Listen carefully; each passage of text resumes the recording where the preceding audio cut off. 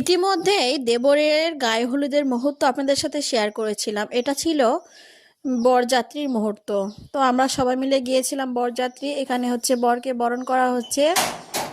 তো এই যে যা হয় আর কি, গেটের সামনে গেট আটকিয়ে এখানে হচ্ছে ডিজিটাল ভাবে চাঁদা ওঠানো হচ্ছে, মানে বর থেকে হচ্ছে গেটের ভাড়া নেওয়া হচ্ছে। তো সব কাজ সম্পন্ন করে এখন আমরা ভিতরে ঢুকে গেলাম।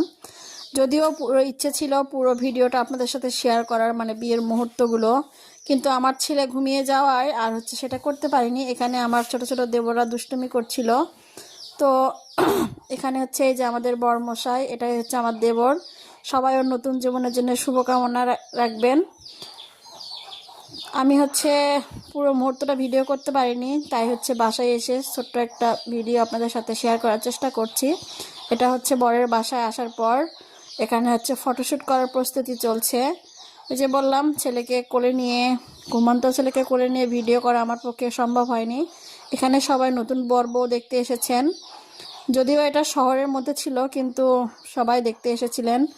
তো আপনাদের কাছে আমার এই ভিডিওটা কেমন লাগলো অবশ্যই জানাবেন। তবে আমি রিসেপশনের ভিডিওটা আপনাদের সাথে খুব তাড়াতাড়ি শেয়ার করব। আসলে ছোট বাচ্চা থাকলে ওইভাবে গুছিয়ে ভিডিও করা সম্ভব হয় না। এই যেমন ইচ্ছা থাকা সত্ত্বেও আমি পুরো ভিডিওটা করতে পারিনি।